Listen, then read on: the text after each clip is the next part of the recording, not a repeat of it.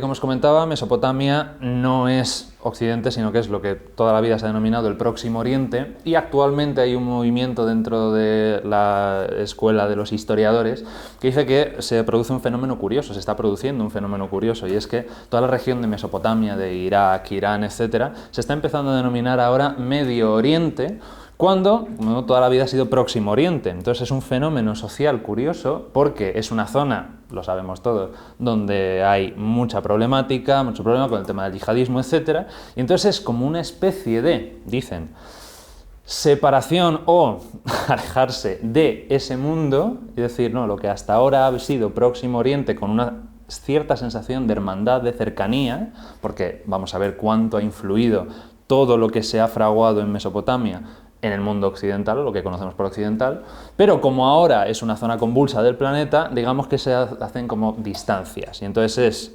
Occidente como reflejo de la civilización, del orden, de lo social, etc., mientras que ya el que antes era Próximo Oriente ahora es Medio Oriente, para alejarnos un poco y como que eso no tiene que ver con nosotros.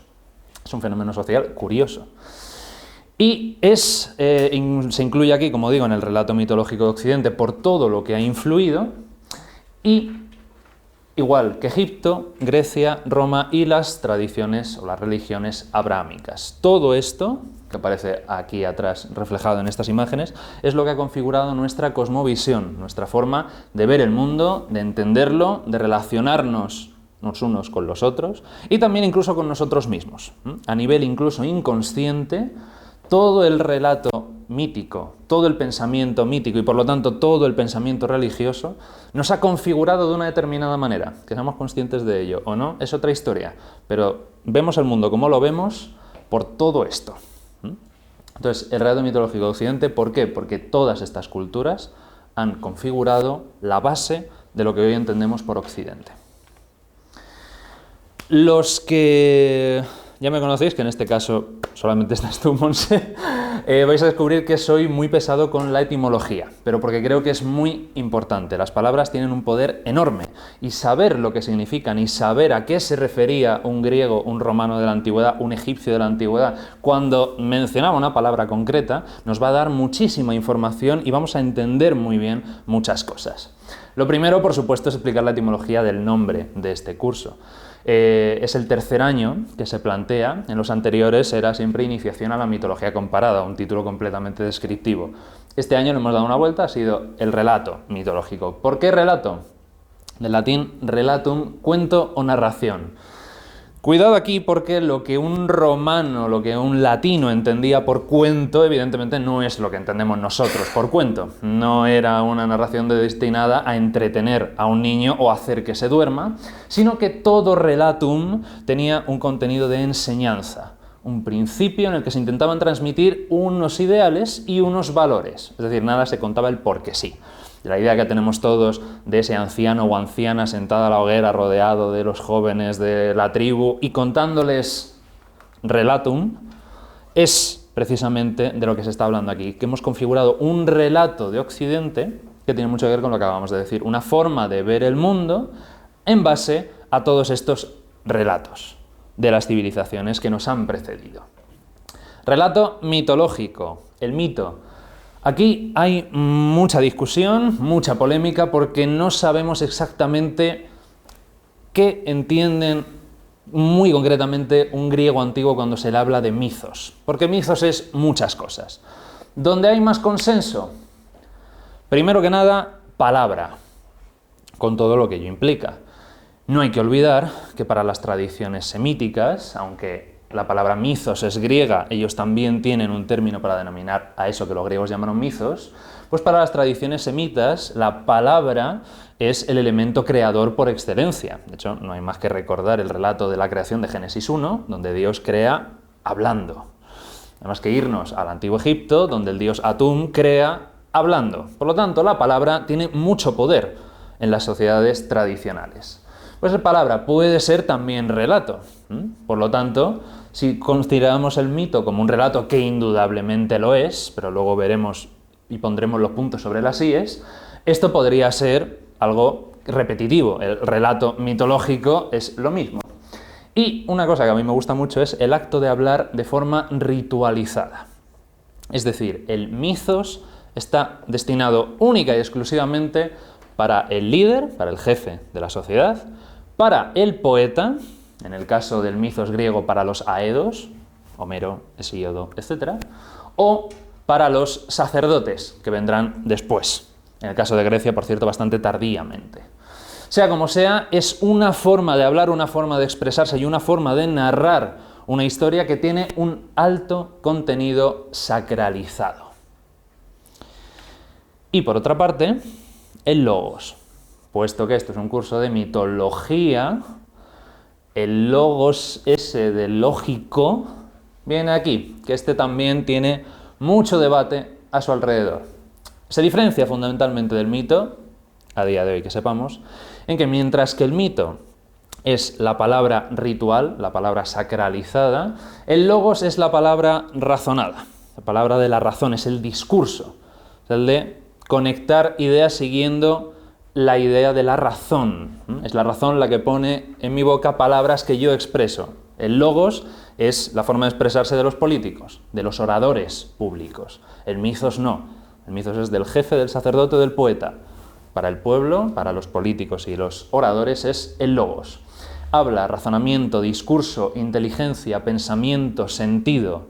Es decir, todo lo que tiene, lo diré, lógica. Ese discurso lógico. Proviene del indoeuropeo leg, que significa criterio. Es decir, es el lenguaje de la razón. Sobre esto, mito, logos, mitos, que yo todavía recuerdo en las clases de segundo de bachillerato de Historia de la Filosofía, nos decían, el mito dio paso al logos, el paso del mito al logos, la filosofía trajo la época de la razón en el discurso y ya el mito fue completamente desterrado, como si fuese realmente algo tan evidente. Pues a ese respecto, os he traído algunos textos, porque quiero también que esta clase, a modo de introducción, está también pausada y nos demos cuenta de qué estamos analizando y estudiando aquí, antes de meternos en panteones y relatos, etc. Vamos a ver qué es esto. Y entonces el primero que os quiero leer es un poquito el más extenso de todos, pero merece mucho la pena su lectura. Es de un poeta helenista y crítico literario, Carles Miralles, fallecido en 2015, y en Reduccions, una revista de poesía, un número publicado en 2009, escribe un artículo del que he cogido algunos pasajes donde habla precisamente de la relación entre el mito y el logos. Vemos que este señor es poeta. Y dice, mito y realidad, mito y razón. El mito se opone igualmente a la realidad y a la razón. O, en términos históricos, cuando los hombres todavía no tenían los instrumentos racionales que fueron adquiriendo después paulatinamente para decir lo real, debían servirse, pobres ignorantes, de la ficción, de la imaginación, del mito, para decir la realidad. El discurso de la razón sobre lo real tiende a capitalizar la verdad, la absolutiza del lado de la realidad. El logos se apropia de la razón y dice que esa es la verdad. Y sigue. Dice, el mito, mientras tanto, calla, retrocede, parece que ha desaparecido, reaparece, pero se impone y se hace sentir. Según las épocas o los momentos, una cosa o la otra, o ambas a la vez. Cuando parece que ya no hay lugar para él, en la realidad controlada por la razón que establece la verdad, sigue habiendo amor y guerras, generosidad y rencor, envidia y cobardía, valor y tantas cosas de este tipo. La alegría, el dolor, no los hechos concretos a los que responden, no solo la situación en que se producen. En ellas, tan reales, se vuelve a instalar el mito que parecía haber sido expulsado de lo real. Coloniza los márgenes de lo real según la razón, o su interior, su alma secreta. En general, en términos históricos y en concreto, dentro de cada hombre, y no hace falta que se trate de ningún pobre ignorante. En el fondo de la realidad, de la razón que la comprende, está el mito. Qué bueno. Dice, claro, el logos y el mito no es que estén luchando, es que esto está dentro de esto. Sigo. Mito es hablar, como la razón es igualmente hablar. Acto de habla, discurso o habla. es hablar. El mito es una narración. No quiere dar razón de la realidad ni fijar la verdad. Cuenta hechos, cosas, que se convirtió en una vez en un lugar, siempre entonces y allí. Esto va a ser importante porque cuando los antiguos romanos utilizan el mito, cuentan esos relatos tradicionales, siempre empiezan con una expresión que es ya universalmente conocida, que es in illo tempore, es decir, en aquel tiempo. ¿En cuál? Aquel tiempo, el tiempo mítico. ¿En qué se ha convertido eso? En nuestro érase una vez. Érase una vez, en un país muy lejano. ¿Cuándo? ¿Dónde? Allí, en el tiempo del mito.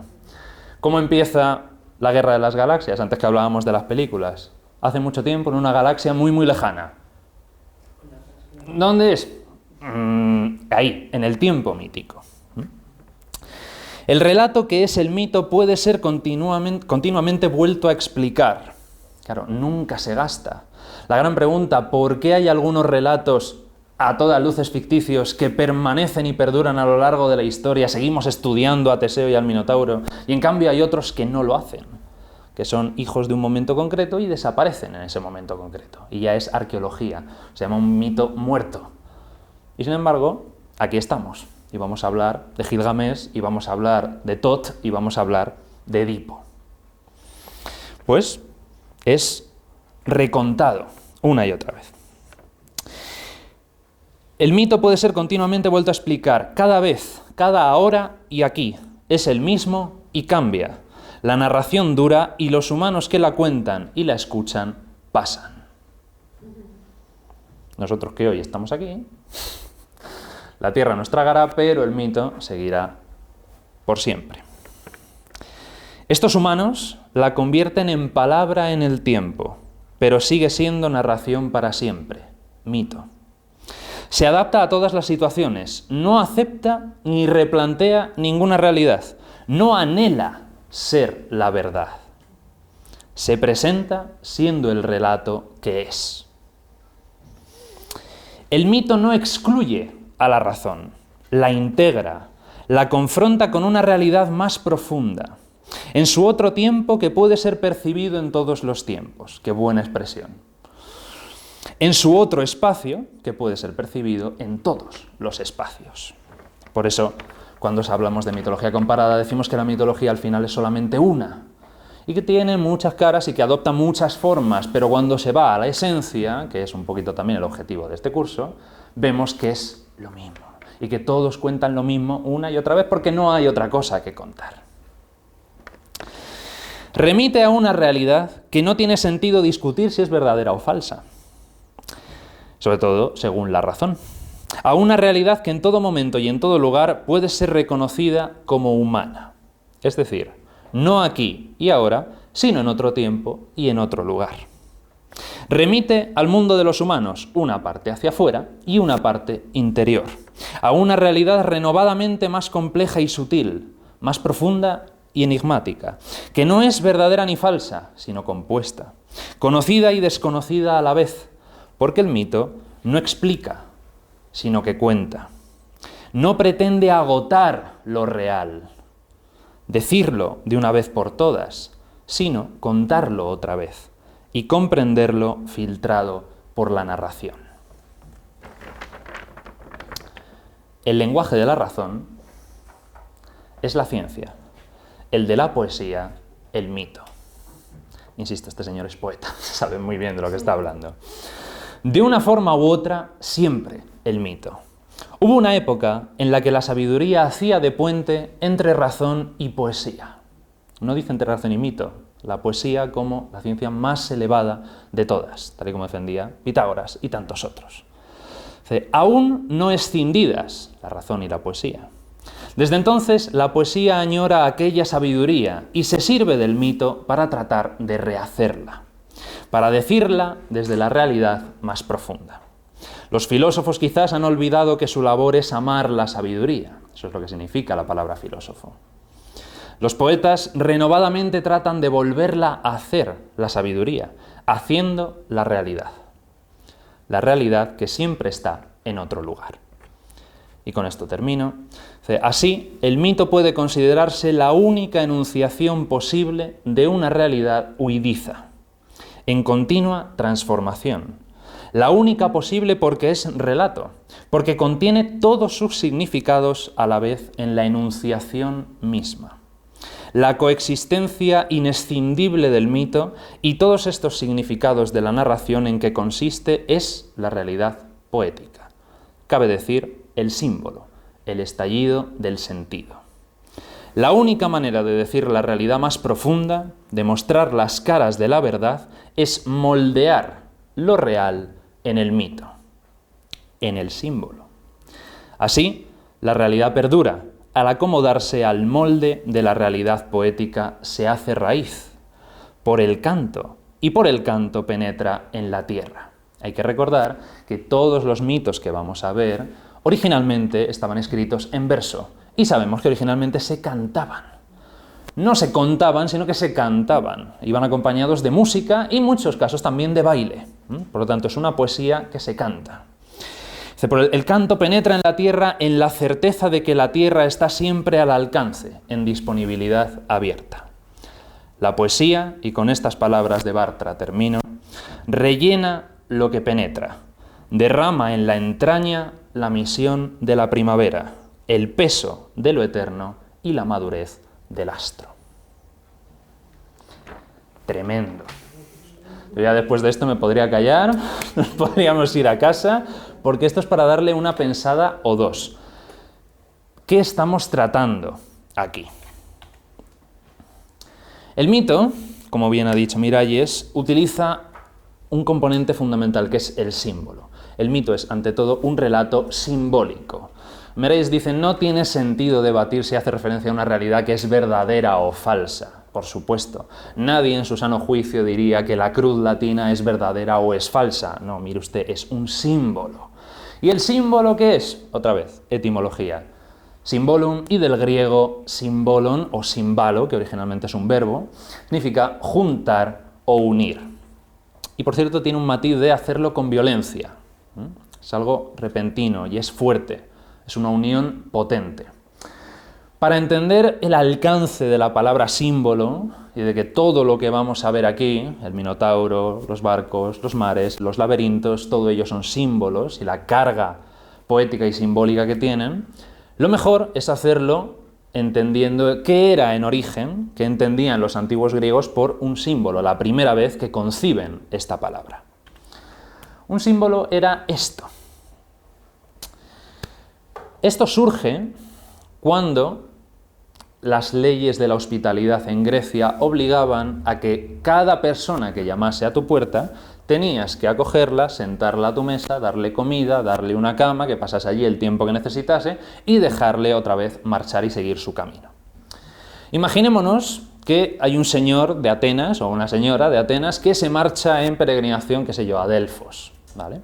Y por el camino pasa por Meteora. Y en Meteora pues tiene que hacer una parada, evidentemente, porque se le hace de noche.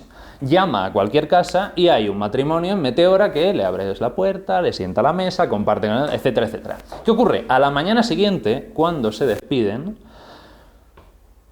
cogen una pieza, normalmente solían ser de cerámica, pero si las dos partes eran gente con posibles, podía llegar a ser de bronce, de hierro, es decir, eran más o menos elaborados dependiendo de la capacidad económica. Cogían, insisto, normalmente trocitos de cerámica, lo partían y cada uno se quedaba con una mitad. ¿Qué pasa? El señor o la señora de Atenas seguía su camino, se iba hasta Delfos, luego volvía por el mismo camino o no, y estas dos partes se iban pasando de generación en generación, esto se heredaba. ¿Qué pasa? Imaginémonos que a la quinta generación, el tataranieto de ese matrimonio de Meteora, de repente llama a su puerta un joven. Y ese joven, en cuanto le abren la puerta, enseña esto en la palma de la mano. Y entonces ese matrimonio de Meteora, que son descendientes de, tienen esto en su haber. ¿Qué hacían cuando se encontraban con esta situación? Unirlo y encajarlo. Dos personas que la única cosa que tenían en común era que sus antepasados una vez habían coincidido porque uno de ellos llamó a la puerta del otro. Esto era el símbolo. Claro, se entiende muy bien, y mucho más siendo como es el pensamiento griego, decir, vale, esto es la parte del logos, esta es la explicación razonada, discursiva, del por qué se llama símbolo, qué significa el símbolo. Muy bien, ahora el pensamiento griego mítico va a coger esta idea y la va a trascender. Y en eso consiste el símbolo. En un elemento que llamaríamos real, formal, en este caso he cogido esta pieza del Museo de Numancia, pero me gusta utilizar mucho otro ejemplo, un elefante. En la antigua India, elefantes a patadas, más que acostumbrados a esos animales, y de repente el pensamiento mítico ¿qué hace? Coge la figura del elefante y le asigna una serie de características, una serie de, lo diré, poderes, que trascienden al propio elefante. ¿Por qué? Porque a medida que se va viendo en la observación la realidad, se ve que el elefante utiliza la trompa y los cuernos para abrirse paso por sendas que están con bosques, con ramas, con tal. Se le ve que tiene una memoria prodigiosa, se ve que rinde culto funerario a los muertos de la manada. Y entonces todo eso se va estableciendo conexiones, se van uniendo, y aparece de repente el dios Ganés, el dios con cabeza de elefante. ¿Qué es todo eso? Y mucho más. Ha trascendido al propio elefante. Es decir, el objeto es visto, es observado por un sujeto, y ese sujeto concibe un concepto que trasciende al objeto primero. Ese es el símbolo. Y además, en este caso concreto de este caballo del Museo de Numancia, no solamente es per se un símbolo gráfico y físico, sino que también es un símbolo simbólico. ¿Por qué? Por todos estos agujeritos, circulitos, que al parecer tienen una connotación astral, cosmológica. Fruto de ese impulso humano que todavía ningún antropólogo, ni historiador, ni arqueólogo se ha sabido explicar, de la necesidad de, una vez que hay una pieza de orfebrería creada, la necesidad imperiosa que tiene el artista, lo llamamos así, de decorarla. El ejemplo más claro son las vasijas de cerámica que hay en todos los museos de arqueología del mundo, en los cuales tenemos el recipiente y ese recipiente está decorado o bien con pintura o bien con muecas que se hace con conchas de moluscos, tiene algún tipo de decoración. Algo que no tiene ninguna finalidad práctica. Es más, ese señor podría hacer otra vasija en el tiempo que le lleva decorar la que ha hecho. Y sin embargo, tiene una necesidad que le nace de dentro de hacer esto. Incisiones en el caballo para representar un sistema cosmológico en el cual se simboliza el universo contenido en el caballo. Y por lo tanto el caballo ya no es un caballo, sino que es el caballo. Y lo que implica para este pueblo ese caballo, el macrocosmos contenido en el microcosmos. Y es un caballo, como los hay, a patadas, pero ya no es el caballo. Es un poquito por dónde va la cosa, ¿no? Todo esto se va a ir desarrollando mucho, pero el origen está aquí. Es algo que nace de dentro. No es algo tan evidente como no apareció la filosofía y entonces ya el mito adiós. No, perdone usted. El mito efectivamente se esconde, va por los recovecos, parece que no está, pero de repente aparece. Miralles lo explica muy bien. Es esto y sobre todo está contenido en el logos. El mito, durante mucho tiempo, sobre todo en una corriente que gana gran fuerza en el siglo XIX, se le ha visto siempre como contraparte del logos, de la razón, todo este razonamiento, todo este pensamiento, todo este discurso, y sin embargo, las cosas, como vamos viendo, no están tan separadas. Uno de los grandes ejemplos que se suele poner en esta lucha siempre es el bueno de Platón, uno de los rostros más conocidos de la antigüedad clásica, el cual siempre se dice que Platón en sus diálogos lo que hacía era criticar mucho el mito y abogar, por supuesto, por el logos. Decía que el mito era solamente algo que había que superar, que eran solamente creencias muy antiguas y casi supersticiones que tenían que ser desterradas completamente. Platón se refiere a un tipo de mito muy concreto, que es ese, efectivamente, la superstición, que él consideraba que impedía avanzar a la sociedad, pero el propio Platón utiliza también el mito en sus diálogos. Valgan 3 ejemplos. El mito de la caverna. Además, hasta el propio nombre lo dice. ¿Por qué se concibe un mito como el de la caverna? Porque seguramente Platón no encuentra una forma mejor para expresar lo que quiere expresar que a través del mito. Porque de eso se trata, explicar cosas que son inefables. Y por lo tanto necesitamos de un relato simbólico que nos permita acceder a esas verdades trascendentes que son el sol de Platón. No esto, que es una parte, pero no todo. Hay que superar también esto y acceder al sol, que es la verdad trascendente que no se puede poner en palabras.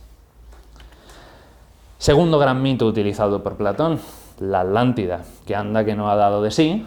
Desde el siglo V a.C. se siguen escribiendo libros sobre la Atlántida. Pero una vez más se está discutiendo su realidad o su ficción. Miralles lo dice, no tiene sentido hacer eso. Se puede hacer, pero no es el objetivo último del relato de la Atlántida, el plantear si es verdad o no. Es cuál es la esencia, cuál es el contenido. Hablaremos también de la Atlántida, no os preocupéis. Y el último gran mito, y uno de los mejores, es el propio maestro de Platón, Sócrates.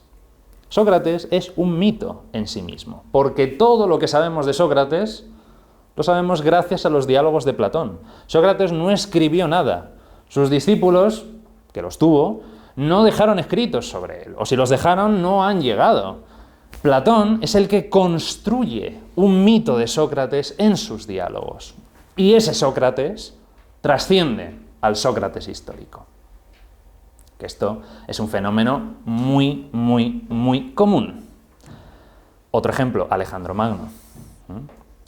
¿Qué se sabe más? ¿Del Alejandro de Macedonia histórico o del mito que hay sobre Alejandro Magno, que ya en su propio tiempo se le consideraba un hijo del dios Zeus?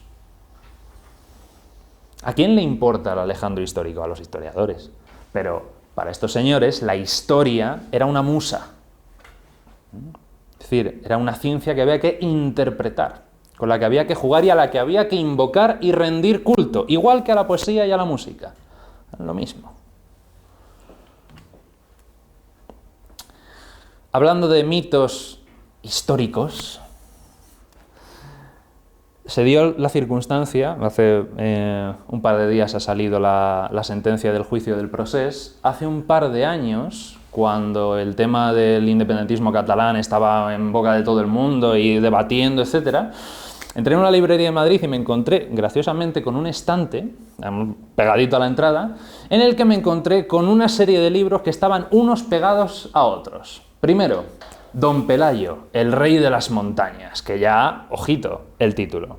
Justo al lado, Muerte en el hielo, la expedición española a la Antártida. Al lado, Viaje al corazón de España, el almirante Blas de Lezo contra los ingleses. Al lado, La conquista romana de Hispania. Es decir, historias que son mitos en sí mismos. Cuando hay una crisis, como era el caso hace un par de años, una crisis de identidad, en este caso nacional, pero a nivel colectivo y cultural, se recurre al mito. Entonces, vamos a rebuscar en nuestro pasado y vamos a engrandecer estas historias para aportar identidad, para que nos enseñen cómo comportarnos. Los tercios, otra gran figura mítica. Los libros tratan de hechos históricos y los mitos, en cambio, son todo historias inventadas, es fantasía. Bueno, pues René Guénon, un gran experto en el mundo de la mitología, del simbolismo, que lo estudió durante toda su vida, ya estaba hablando de estos temas. en el siglo XIX, a mediados del XX fallece. Sin duda la tendencia que prevalece actualmente es tratar de legendarios e incluso de míticos los hechos de la historia más lejana, e incluso algunos otros que no obstante son mucho menos antiguos. Blas de Lezo no es precisamente 3000 a.C.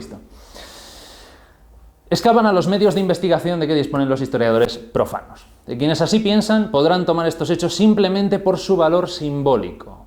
En cuanto a nosotros sabemos que este valor nada quita a su realidad propia en tanto que hechos históricos, pero es lo que más importa, porque le confiere un significado superior de un orden mucho más profundo que el que en sí mismos pueden tener. Es decir, ¿importa el acontecimiento histórico en sí? Sí. ¿Qué ocurre? Que inmediatamente después del acontecimiento histórico se empieza a generar una corriente mítica. ¿Qué ocurrió con la batalla de Lepanto? ¿Qué fue eso? Un desastre. De hecho, cuando termina una guerra, nadie sabe quién ha ganado, porque lo único que ves son cadáveres alrededor. ¿Quién ha ganado? No, eso se sabe mucho después. Y sin embargo, muy poquito después de la batalla de Lepanto, se empieza a construir todo un relato mítico en el cual se dice que se apareció hasta la Virgen. Es esto. ¿Importa el hecho histórico? Sí, pero importa mucho más porque refiere a un orden mucho más profundo, el mito que se asocia a ese hecho histórico. ¿Algún ejemplo más? La idea del laberinto de Teseo y el Minotauro, que también otro tema que tiene ríos de tinta y libros escritos. Si nos limitamos al origen histórico es este, el Palacio de Nosos en Creta. ¿Por qué? Porque alguien que no había pisado Creta en su vida, alguien que viniese de otra polis griega, cuando llegaba aquí se perdía. Y de tantas salas, pasillos, jardines, estancias que tenía, era imposible moverse por aquí sin un guía. Y por lo tanto de ahí nació que, oye, en la isla de Creta hay un laberinto. Es el palacio. ¿Qué ha pasado? Lo que decíamos antes. Esto ha trascendido esto. A día de hoy, a cualquiera que se le mencione Teseo y el Minotauro, más o menos sabe de qué va un poco la historia. Pero en cambio, si hablas del Palacio de Nosos que te explique cómo era su planta, es decir, perdón, trasciende el hecho histórico.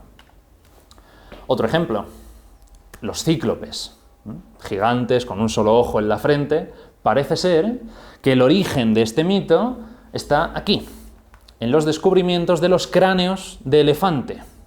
¿Qué ocurre? Que cuando un antiguo vio esto, esta cavidad enorme en un cráneo gigantesco, no se le pasó por la cabeza, por supuesto, que pudiese ser un cráneo de elefante, que esto es el orificio de la trompa, sino que dijo, pues ya está, esta es la cavidad ocular. Entonces, pues ya está, un gigante con un solo ojo en mitad de la frente, un cíclope.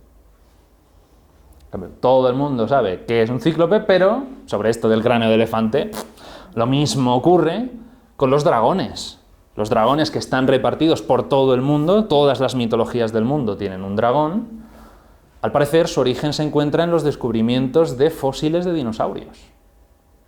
Un reptil gigantesco, pues dragón. Claro, ¿cómo no? Partiendo y siguiendo por esa vía interpretativa, quien la lleva al clímax, porque es evidente que muchos mitos tienen un trasfondo histórico, una batalla, un acontecimiento geológico importante, pero se puede tirar tanto de esa cuerda que al final llegamos a la teoría hermenéutica, a la teoría exegética de interpretación de este señor, Evhémero de Mesina. Este hombre, siguiendo esta línea de interpretación, alcanza el máximo apogeo diciendo que todos los mitos de la historia y de todas las culturas son en realidad relatos engrandecidos de acontecimientos del pasado mal recordados. Es decir, de hecho, a día de hoy los historiadores de las religiones dicen que es bastante reduccionista el bueno de Evhémero. Pero bueno, hay toda una corriente que se llama evemerismo. Dice que que la mitología del mundo sería algo así como una especie del juego del teléfono escacharrado. Ocurre algo y de boca a oído se van conectando las historias, se van añadiendo detalles para engrandecerlo y al final se olvida el relato histórico social original y se crea todo el sistema mitológico. Evemero de Mesina escribió un libro en el que imagina, porque se sabe que nunca lo hizo, imagina un viaje a una isla del Pacífico en la cual se encuentra con un templo donde están grabados en una losa los nombres de sus 3 primeros gobernantes, que serían, curiosamente, Urano, Crono y Zeus. Y entonces dice, anda, pues ya está. Aquí, estos reyes maravillosos, los primeros de la isla, etcétera, son los que luego se han divinizado y por lo tanto se han convertido en dioses. Entonces, según Evemero, el primer navegante, el primero que se metió en un bote y se hizo a la mar o navegó por un río o lo que fuese, el primero que decidió meterse ahí en el agua y no se ahogó, un dios, Poseidón. De hecho, tiene un ejemplo que a mí me gusta mucho, es mi favorito. Medea, aparece en la historia de Jasón, se dice que tenía la capacidad de rejuvenecer a los ancianos metiéndolos en un caldero, lo cual está muy vinculado con la tradición de los pueblos celtas de la Edad del Bronce, de ese caldero mágico con propiedades curativas maravillosas que luego desemboca en el Santo Grial, etc. Bueno, todo un mundo. Pues Evemero lo que dice es que en realidad esta Medea sería la inventora de un tinte para el pelo, y que el caldero no sería otra cosa que una especie de sistema de sauna que al parecer viene muy bien para rejuvenecer los poros de la piel y que le daba a la gente un tono así. Va todo en esta línea. Todo lo que se pueda encontrar. Sí, en resumen, efectivamente, el evemerismo trata de esto, de encontrar explicaciones históricas y sociales para todo el sistema mitológico. A día de hoy, la mayor parte de los estudiosos de las religiones y de la mitología consideran esto, lo que hemos dicho antes con el tema del caballo de las vasijas. Hay un anhelo interno del ser humano, lo que bien dice Miralles, hay algo dentro de nosotros que nace de lo más profundo de nuestro ser, que nos lleva a configurar estos símbolos, estos mitos y a trascender la realidad del logos.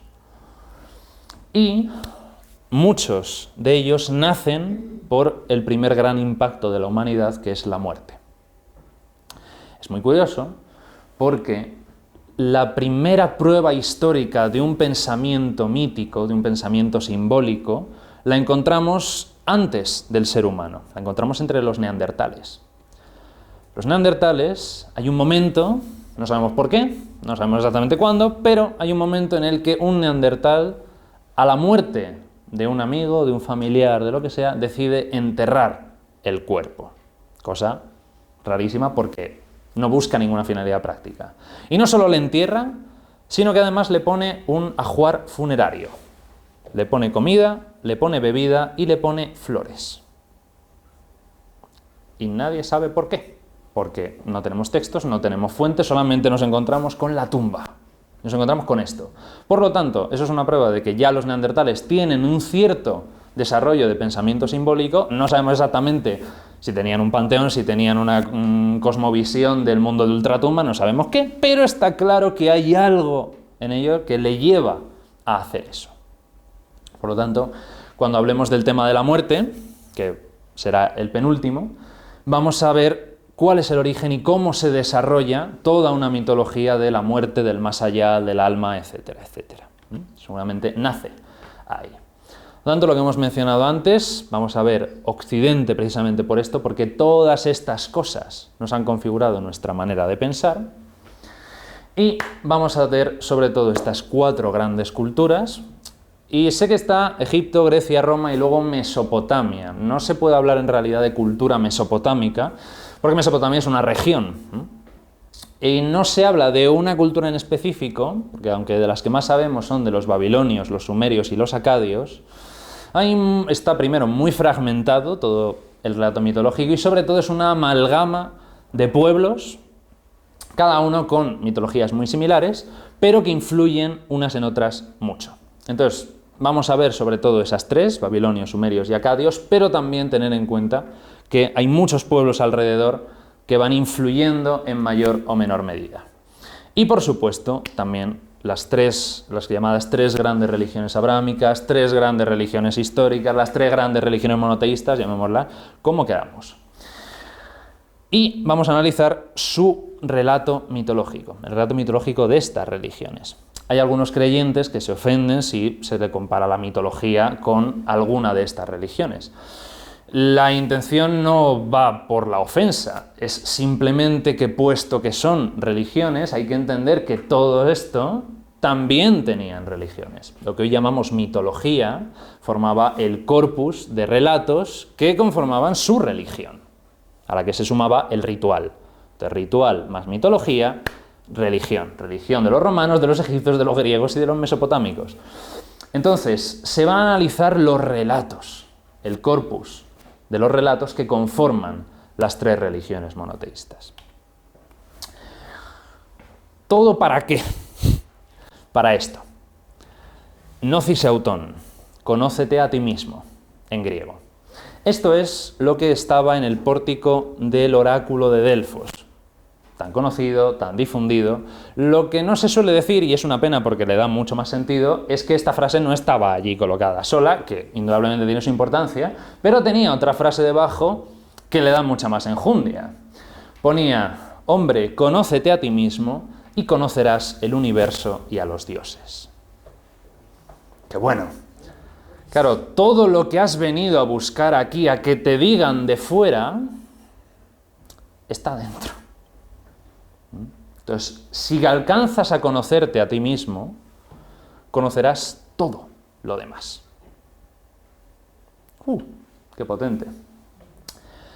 Todos recordamos este relato, seguro. Génesis 32, la lucha de Jacob contra el ángel, según Gustave Doré, aunque el texto bíblico nunca especifica que se trate del ángel. Una lucha, un combate que ocurre en la noche, mientras Jacob está huyendo de su hermano mayor Esaú, que quiere matarle por haberle robado la primogenitura de una forma tan ruin, a cambio de un plato de lentejas, pues de repente se enfrenta con este oponente milagroso.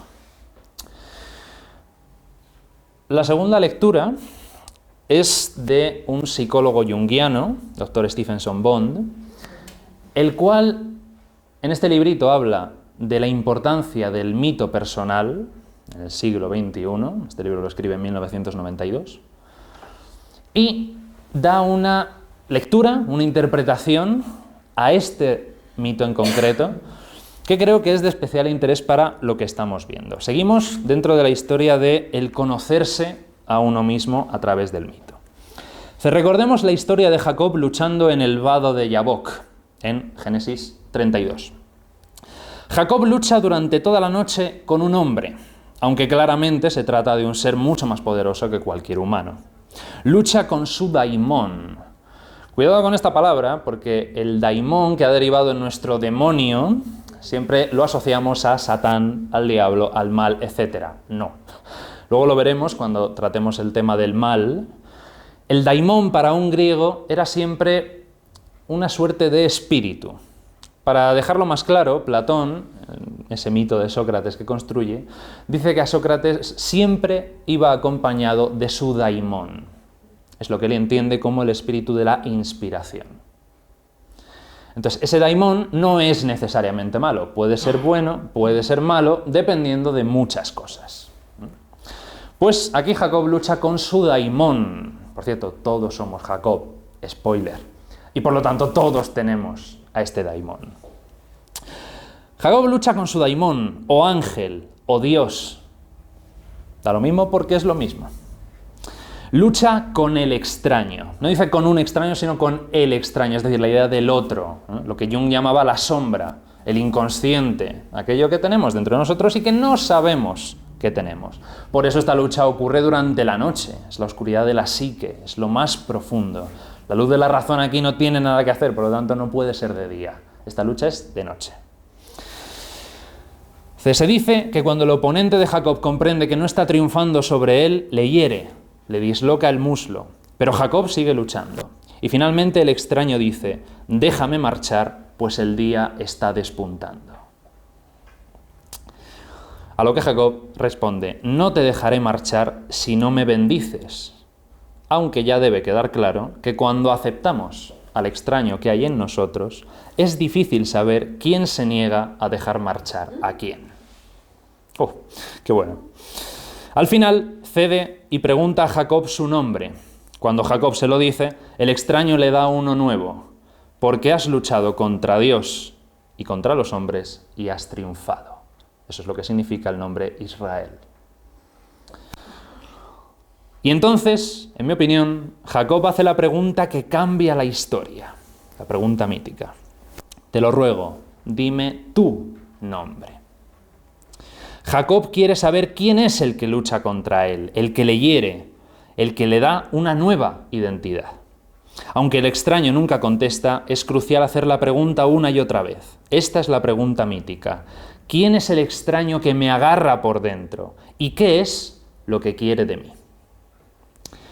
Tanto si identificamos este proceso vivo de la psique con el extraño que llevamos dentro, con el hombre de 1.000.000 de años, con el daimón, con el inconsciente colectivo, con Dios, con el sí mismo, todos los nombres que le queramos dar a esto, seguimos luchando en la oscuridad contra un contrincante que no vemos.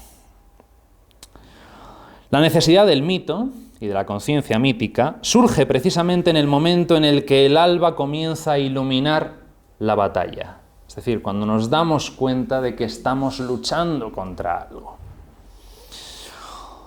Necesitamos una historia, un relato, un mito, que nos diga contra quién luchamos y que al mismo tiempo nos proporcione el contexto que nos aclare por qué luchamos.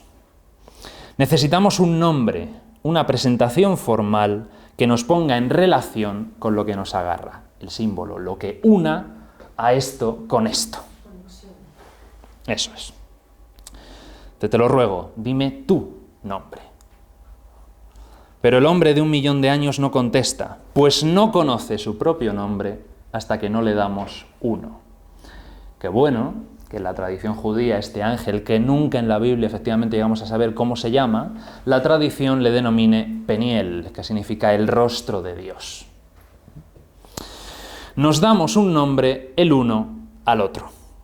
Por supuesto, el nombre, en su sentido original, es una historia. Y esto lo vamos a ver mucho, porque cuando entremos en los panteones vamos a ver los nombres de los dioses y los nombres de los héroes, y vamos a descubrir que esos nombres significan algo muy concreto que define al personaje. Como los nombres de los nativos americanos. Lucho contra un dios se convierte en mi nombre, Israel.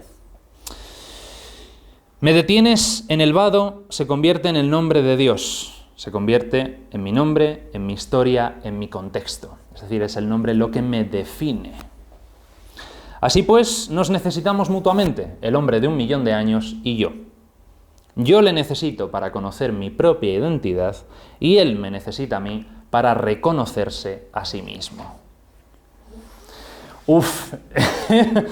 Claro, entronca muy bien con lo que decía Miralles y con la idea de que necesitamos conectar con algo que es superior a nosotros mismos. Por eso se presenta como un daimón, un dios, un ser, un hombre de millones de años, lo que sea, pero es algo más grande que no conocemos y con lo que estamos luchando.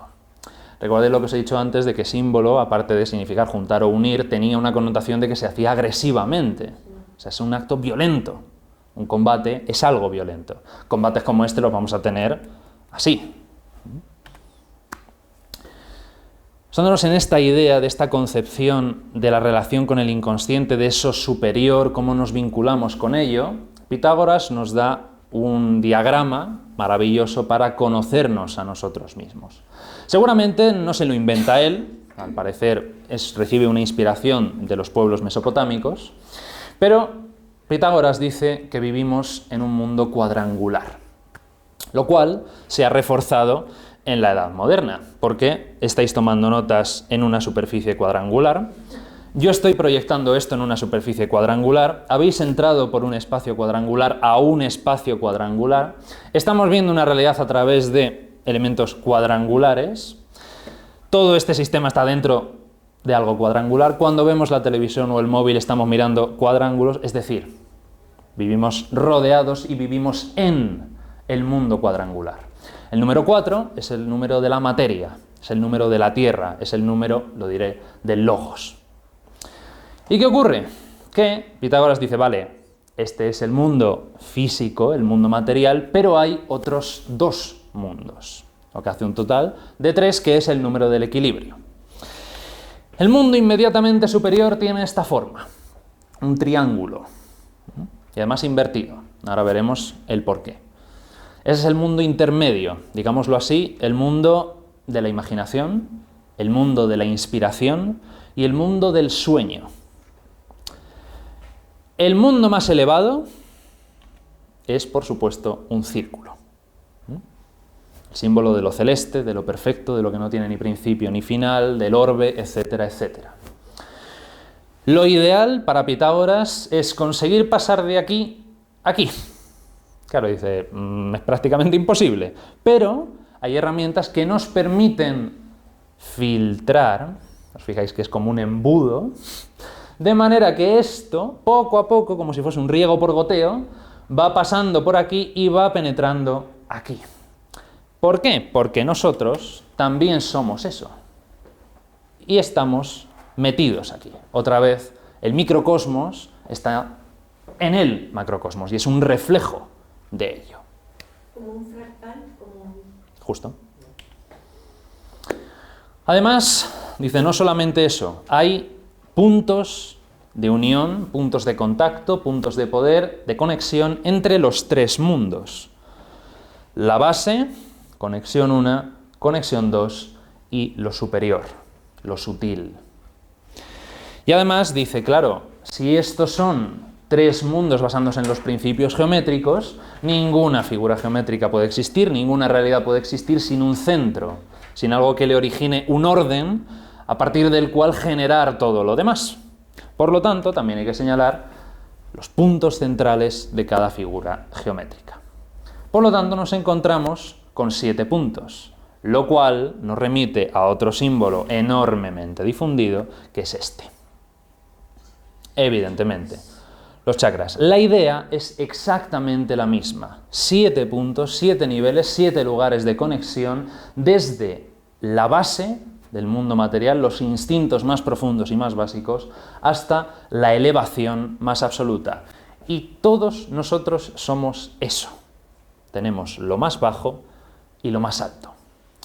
A este respecto, estos son los 3 últimos textos que vamos a leer hoy, pero el primero es especialmente interesante porque trata muy bien esta perspectiva de la naturaleza humana y la libertad que tiene para en qué punto puede vivir, en qué punto puede alcanzar.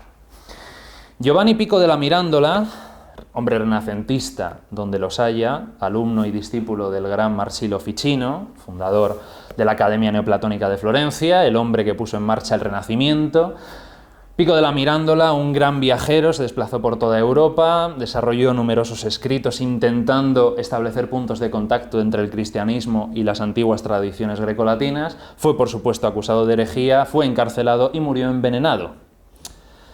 Un hombre con una vida interesante. Giovanni Pico della Mirandola tiene muchos escritos, hay uno que se titula Sobre la dignidad del hombre, el cual es altamente recomendable, pero me interesa más las 900 tesis, en el que se intenta precisamente establecer esa relación entre cristianismo y paganismo. Y en la introducción, en el prólogo, Pico della Mirandola imagina, o sí, por qué no decirlo, le ayuda a su daimón personal a imaginar un diálogo entre Dios y Adán. Y dice así, Dios es el que habla, dice, no te he dado rostro, ni lugar alguno que sea propiamente tuyo, tampoco ningún don que te sea particular, oh Adán, con el fin de que tu rostro, tu lugar y tus dones seas tú quien los desee, los conquiste y de este modo los poseas por ti mismo. La naturaleza encierra a otras especies dentro de unas leyes por mí establecidas. Pero tú, a quien nada limita por tu propio arbitrio, entre cuyas manos yo te he entregado, te defines a ti mismo. Te coloqué en medio del mundo para que pudieras contemplar mejor lo que el mundo contiene. No te he hecho ni celeste ni terrestre, ni mortal ni inmortal, a fin de que tú mismo, libremente, a la manera de un buen pintor o de un hábil escultor, remates tu propia forma. Podrás descender a la forma más baja de existencia, como si fueras una bestia, o podrás, en cambio, renacer más allá del juicio de tu propia alma, entre los más altos espíritus, aquellos que son divinos. Un mito en sí, de la creación del hombre, per se, que otorga la total libertad del ser humano para decidir en qué rango de acción decidimos movernos. Segunda parte, Edward Edinger, también otro psicólogo, el cual habla del hombre y del mito en el mundo actual. La historia y la antropología nos enseñan que la sociedad humana no puede sobrevivir mucho tiempo si sus miembros no participan psicológicamente de un mito vivo común. Este mito proporciona al individuo una razón de ser. Ante las preguntas claves sobre la existencia humana, proporciona respuestas que satisfacen incluso a los miembros más evolucionados y selectivos de la sociedad. Y si esa minoría creativa y racional está en armonía con el mito dominante, las otras capas de la sociedad la seguirán e incluso es posible que no tengan que enfrentarse directamente con la decisiva cuestión del significado de la vida. A cualquier persona reflexiva le parece evidente que la sociedad occidental ya no dispone de un mito viable y funcional. Es indudable que todas las culturas del mundo se van aproximando en mayor o menor grado a este estado carencial. Se pierde el significado. En su lugar se reactivan los contenidos primitivos y atávicos. Desaparece la diferenciación entre los valores y estos son sustituidos por motivaciones elementales como el poder o el placer. Cuando no es así, el individuo queda expuesto al vacío y a la desesperación. Con la pérdida de la conciencia de una realidad transpersonal, pon entre paréntesis, Dios, el caos interno y externo de los deseos personales en pugna se adueña de todo. La pérdida de un mito común trae consigo una situación verdaderamente apocalíptica. En este estado se encuentra el hombre moderno.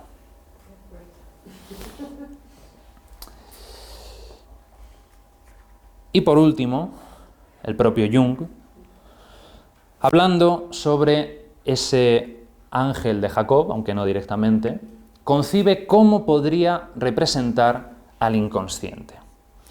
Dice, si fuera posible personificar el inconsciente, pensaríamos en él como en un ser humano colectivo que combinara las características de los dos sexos, que trascendiera la juventud y la edad, el nacimiento y la muerte, y que tuviera en su haber una experiencia humana de 1 o 2 millones de años, que fuera prácticamente inmortal.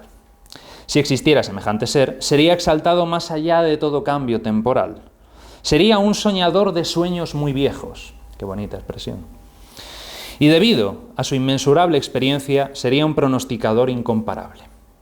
Habría vivido innumerables veces la vida del individuo, la familia, la tribu y la nación, y poseería un sentido vital del ritmo del crecimiento, la floración y la decadencia.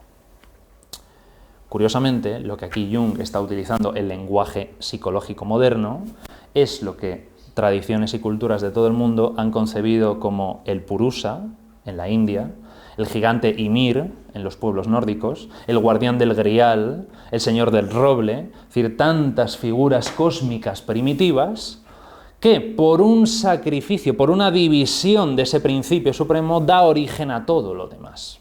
Es decir, en el principio está el inconsciente, que es el caos.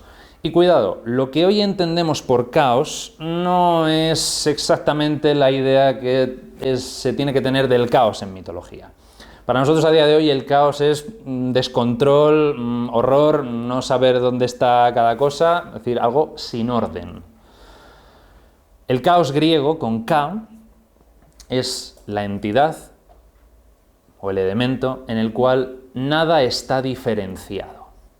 Es decir, en otras palabras, la potencia máxima, donde todo está contenido, donde todo es posible, pero al mismo tiempo no se aprecia nada. Ese estado del caos primordial que veremos en los mitos cosmogónicos se representa muy a menudo como un vasto océano primordial. También se puede hablar de un desierto, ya que simbólicamente son elementos paralelos, en el cual se habla de que todo ello está contenido, pero no hay una diferenciación de las formas. Tendrá que surgir un principio, un centro, que organice, separe y divida para que la creación, es decir, la conciencia, pueda nacer. Algo que se encuentra bastante a menudo cuando se simplifican, sobre todo a partir del siglo XIX, los mitos clásicos, sobre todo los griegos, pero ¿realmente los griegos creían en estos relatos? Pues Salustio de Emesa, es cierto que en el tiempo es algo tardío, pero seguramente recoge este pensamiento de una tradición anterior, dice esta maravillosa frase sobre los mitos. Dice, estas cosas no ocurrieron jamás, pero son siempre. Y otra gran frase también a tener muy en cuenta, en este caso de Marco Aurelio, que dice que todo lo que oímos es una opinión y no un hecho, y que todo lo que vemos es una perspectiva y no la verdad. Qué necesario esto, por Dios. Esto sí que habría que cincelarlo en muchos edificios, en todas partes. Habría que enseñarlo en la escuela, esto. Efectivamente, el acercamiento que vamos a hacer, cuando estamos hablando, además en algunos casos de tradiciones que son tan antiguas, estamos hablando del tercer milenio, del segundo milenio antes de Cristo, todo lo que van a contar son siempre perspectivas y opiniones. Y todo lo que vamos a tratar son perspectivas y opiniones, porque la verdad es poliédrica. Y recordemos lo que decía Miralles, el mito no pretende ser la verdad.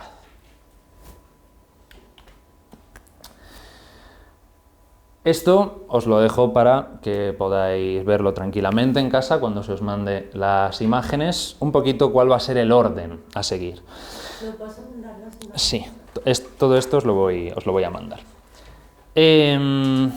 Por supuesto, en un curso de iniciación a la mitología comparada, cuando se va a hablar de sistemas mitológicos enteros, hay que seguir, como hemos venido diciendo, un orden, porque si no esto es el caos. Así que, nada mejor que empezar por el comienzo. Y el comienzo es esto, cosmogonía, es decir, el nacimiento del cosmos. Cosmos en griego significa orden, por lo tanto es la aparición del orden. Creación y distribución del mundo y teogonías. ¿Quiénes son los dioses principales de los panteones y qué función cumplen dentro del sistema religioso de todas estas culturas? Segundo tema, si se han creado los dioses, tienen que crearse también los hombres. Veremos siempre que la creación del hombre suele venir acompañada de un ensayo y error. Hay una primera humanidad que por A o por B fracasa estrepitosamente, lo que pone en duda la infalibilidad de según qué dioses, y entonces se decide borrón y cuenta nueva, el mito del diluvio. De hecho, fue el mito del diluvio el que despertó el estudio de la mitología comparada, porque se vio que era el primer ejemplo en el que aparecían en todas, o en casi todas, las tradiciones mitológicas del mundo. En todas las culturas hay un diluvio. ¿Por qué? Pues cuando lleguemos a ese tema lo veremos. Después del diluvio, una segunda humanidad que ya perdurará en el tiempo y que desarrollará mitos fundacionales. ¿Por qué son importantes los mitos fundacionales? Porque son a escala humana lo que esto es a escala divina. Si hemos hablado antes del microcosmos y el macrocosmos, el reflejo de lo que ocurre aquí abajo es lo que ocurre ahí arriba. Por lo tanto, si los dioses se ordenan, los seres humanos también. Y entre estos mitos fundacionales veremos la influencia de la serpiente, que siempre que hablamos de serpiente mítica, automáticamente nos vamos a la serpiente del Edén, a la serpiente de Adán y Eva, pero habrá muchísimas más. Después, entre estos seres humanos van a surgir elementos excepcionales que serán los llamados héroes. Grandes ciclos heroicos, el viaje del héroe, concebido por Joseph Campbell, que efectivamente sigue una pauta mitológica muy clara y que es el reflejo donde deben verse todos los hombres y mujeres de todos los tiempos, porque los héroes van a ser los modelos de la sociedad. No los dioses, porque vamos a ver que rara vez un dios será modelo de algo. En cambio, los héroes nacen como método de conducta, como forma de comportarse con uno mismo y con los demás. Y dentro de este tema de héroes y sus enemigos, por supuesto, para que un héroe sea un buen héroe, tiene que tener un oponente a la altura, vamos a hablar también del tema de los gigantes, otra constante en todas las tradiciones. Dioses, perdón, héroes como hijos de... Normalmente sí. Héroes, efectivamente, los héroes van a ser hijos de una divinidad y un mortal. Y serán héroes precisamente por eso, porque lo divino y lo humano se funden y da origen, da pie a todas las características que hacen de un héroe tal cosa. Es que en algunos sitios los confunden con los gigantes. Sí, No tiene nada que ver. efectivamente. Sí, hablaremos también de esa diferenciación, claro. Dentro de los héroes, tradicionalmente siempre va a haber uno que sobresalga por encima de los demás.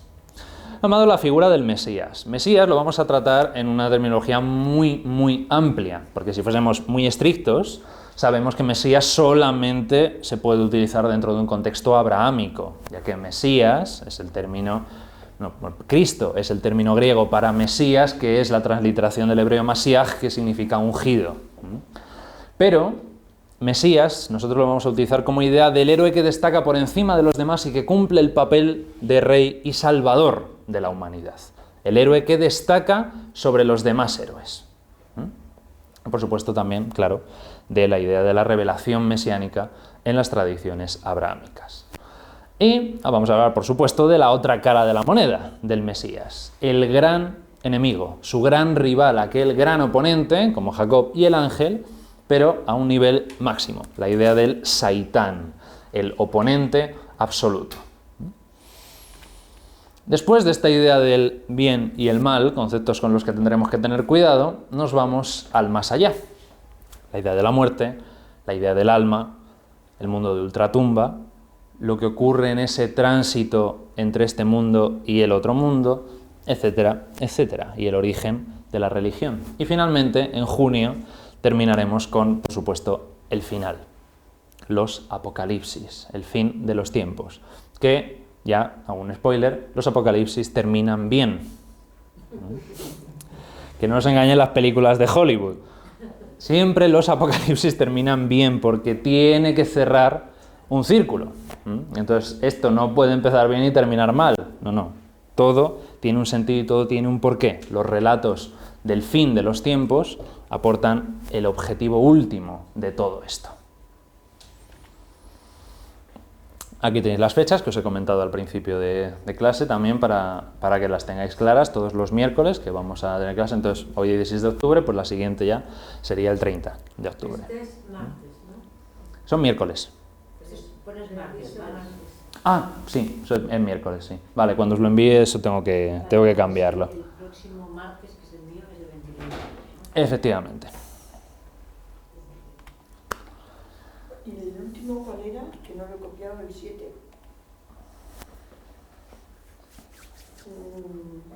No, de lo anterior a este. Ah, Que no lo he copiado, son de los apocalipsis. Los apocalipsis.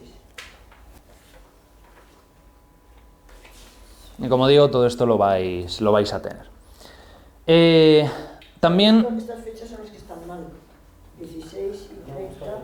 No, está bien, claro. O sea, estos son... Lo que está mal es que aquí pone martes y tiene que poner miércoles, pero todos estos son miércoles.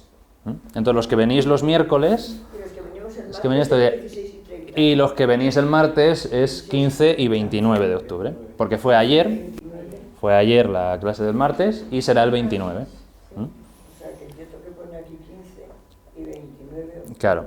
Vale. Tú, como vas a venir los martes, Luego, estos son también... miércoles. Como la presentación, las imágenes son las mismas, a ti te voy a mandar las fechas del martes para que las tengas.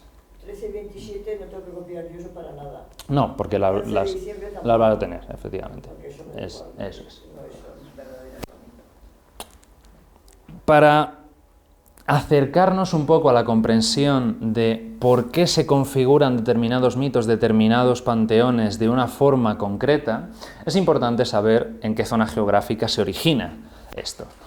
Lo más antiguo que vamos a tratar este año, aunque está ahí con Egipto, pero es la tradición mesopotámica. Mesopotamia es un término griego, así llamaron los griegos a esa región, que significa literalmente tierra entre dos ríos, el Tigris y el Éufrates. La Mesopotamia actualmente incluye parte de Turquía, Siria e Irak. Es el foco de tradición mítica más antigua que conservamos, y desde aquí nacen 3 vías que se reparten por el mundo de pensamiento mítico. La primera marchará hacia el oeste, perdón, hacia el este, y generará el pensamiento mitológico de India, China y Japón. La segunda se marchará a lo que hoy es Europa, dando pie a toda la tradición cultural y mitológica de los pueblos celtas, los nórdicos, etc., hasta llegar a los íberos. Y la tercera se desplazará hasta la península arábiga, o Arabia actual, donde aparecerá esa religión denominada hoy en día preislámica, de la que no se tiene ningún documento porque es todo de tradición oral, pero que el Islam, cuando nace en el siglo VII, toma muchos elementos de esa tradición preislámica y los incorpora a su credo. Por lo tanto, en algunos relatos que sí aparecen en el Corán o en los hadith del profeta, hablaremos también de esa religión preislámica. Lo que os he dicho antes, el tema de Mesopotamia y de las culturas es problemático, porque fijaos la cantidad de pueblos que van a habitar esta tierra. He dicho que nos vamos a centrar sobre todo en 3. Los asirios, que es de los que más conservamos, los acadios, que tienen un pensamiento mítico bastante similar, por lo tanto solamente cambian en realidad los nombres de los dioses, y los sumerios, que van a ser también muy importantes y muy fundamentales, pero van a estar más vinculados con una mitología más cercana al agua. Veis que toda su civilización se desarrolla en la desembocadura de los ríos y cercana al mar. Pero estas 3 van a recibir influencia de los elamitas, de los escitas, de los hurritas, de los hititas y además los medos, famosos, que serán los antepasados, entre comillas, de los persas. Por lo tanto, los medos van a influir en la concepción mesopotámica del mundo con el zoroastrismo. El profeta Zoroastro o Zaratustra. Y entonces todo esto va a influir y va a formar una amalgama de mitología que, en la medida de lo posible, porque no siempre está claro qué dios, qué mito viene de qué cultura, pero intentaremos hacer esa pequeña diferenciación. ¿Babilonios no metes aquí? ¿El qué? Babilonios, nada. Claro, los babilonios están... Claro, es posterior y estaría contenido también porque eso es. O sea, cuando hablamos ahora, por ejemplo, del Enuma Elis, del mito de la creación, ese es babilónico. Pero, claro, está todo muy influenciado por todo ello. Y, por supuesto, las tradiciones abrahámicas van a beber mucho, porque son unas herederas de otras. El Islam hereda del judaísmo y el cristianismo hereda del judaísmo, y el judaísmo, gran parte de su corpus mitológico lo toma también de aquí, porque muchos mitos contenidos en el Tanaj son y se conciben durante el exilio en Babilonia del pueblo judío. Y por lo tanto encontramos cosas tan evidentes como el propio diluvio, que ya aparece aquí, o la famosa Torre de Babel, que son los famosos zigurats, entre otras cosas. Entonces van a influir también mucho en toda la zona de que es la tierra de Canaán. Y otra civilización que parece que está más aislada, pero en realidad no lo está tanto, van a ser los egipcios, que también se desarrollan alrededor de un río, en este caso el Nilo, y es cierto que se mantienen un poquito más independientes por la sencilla razón de que están rodeados por todas partes de desierto, lo cual va a generar una cosmogonía egipcia muy interesante, el rol del desierto y el dios del desierto. Pero bueno, ya llegaremos. Si bien es verdad que reciben un poco de influencia de los nubios y de los libios, sí consiguen mantener una cosmogonía muy firme y que los griegos admirarán enormemente. Eso, cuando ya hablemos de esa relación de comparar mitologías griega y egipcia, vamos a ver cómo la egipcia se va filtrando en la visión mitológica griega. Pero los egipcios tienen un pequeño problema, para nosotros, claro, no para ellos, y es que casi no hay textos que hablen de mitología, por no decir que no hay textos que hablen de mitología. Ahora iremos a las fuentes. Y no solo eso, sino que cada nomo, es decir, cada ciudad de Egipto, tenía su panteón y sus mitos. Por lo tanto, es un cacao de mucho cuidado, porque los que vivían en Tebas no creían lo mismo que los que vivían en Memphis y no creían lo mismo que los que vivían en Heracleópolis o en Heliópolis. Y sobre todo, que cada una de estas ciudades estaba luchando con las demás por su dios de la ciudad, ponerlo en la cumbre del panteón común. Esto, estamos hablando, por supuesto, de una época en la que Egipto está completamente dividido. Falta mucho para que se produzca la unificación del Bajo y del Alto Egipto, y entonces son ciudades que están luchando entre sí, y puesto que los hombres luchan, los dioses también. Entonces, por ejemplo, solo a modo de apunte, hay 5 relatos de la creación en Egipto. Que conservemos. Cada uno tenía el suyo, pero nos han llegado 5. Iremos a ello. Grecia. A día de hoy, cuando pensamos en Grecia, pensamos en esto. Porque eso es actualmente Grecia. Pero en los tiempos en los que se concibe el pensamiento mítico griego, también está esto. ¿Y esto qué tenemos aquí? Los persas. Por lo tanto, va a haber mucha influencia oriental en la mitología griega. Se va a aunar en este mundo Oriente y Occidente. A pesar de que se dice que Grecia es la cuna de la civilización occidental, lo cual es en parte cierto, tampoco hay que olvidar nunca que tenemos aquí una parte oriental muy importante y que influyó mucho en el panteón y en la mitología griega. Y por último, la mitología romana, que esto ya es el cacao máximo, por esto. La cantidad de territorios que llegó a poseer el Imperio Romano. Fijaos, desde Mesopotamia, que aquí ya está Babilonia desde hacía muchos siglos, hasta Hispania, con íberos, celtas, griegos, más todos los pueblos de aquí, más toda la región de África. ¿Qué ocurre? Hablar de mitología romana durante el Imperio es prácticamente imposible. ¿Por qué? Porque si bien es cierto que fueron muy aperturistas en cuanto a recibir cultos extranjeros, tanto es así que a día de hoy podemos visitar las ruinas de un templo de Isis en Cádiz, Baelo Claudia, también es verdad que, puesto que había tantísima libertad de culto y cada uno practicaba lo que pretendía, los romanos no llegaron a profundizar en la época imperial en los mitos que tenían todas estas culturas. Por lo tanto, se quedó en algo superficial. Tanto es así que los emperadores romanos se hacían iniciar en los famosos misterios de Isis y Osiris, por ejemplo, o en los famosos misterios de Eleusis. ¿Qué ocurre? Que la mayoría de ellos, los emperadores, por no decir todos, no eran aptos para los misterios. ¿Pero qué pasa? ¿Le vas a decir que no al emperador? ¿A Calígula le vas a decir que no? ¿Que se puede iniciar? Problema, que los misterios, y por lo tanto toda la religión que había detrás, se va poco a poco degradando, se va poco a poco simplificando hasta el punto de que el símbolo de un dios se convierte en el signo. Y ya es solo Poseidón por Poseidón. No es lo que representa Poseidón, en este caso Neptuno. No es lo que representa Neptuno, es Neptuno por Neptuno. ¿Qué ocurre? Eso es algo que es muy frecuente a día de hoy. Se venera la cruz por la cruz. Se venera al Cristo por el Cristo. Lo advierten muchos teólogos. Dice, no te quedes ahí, porque entonces es idolatría. Dice, esto es un símbolo que te tiene que ayudar a proyectarte más allá de la forma.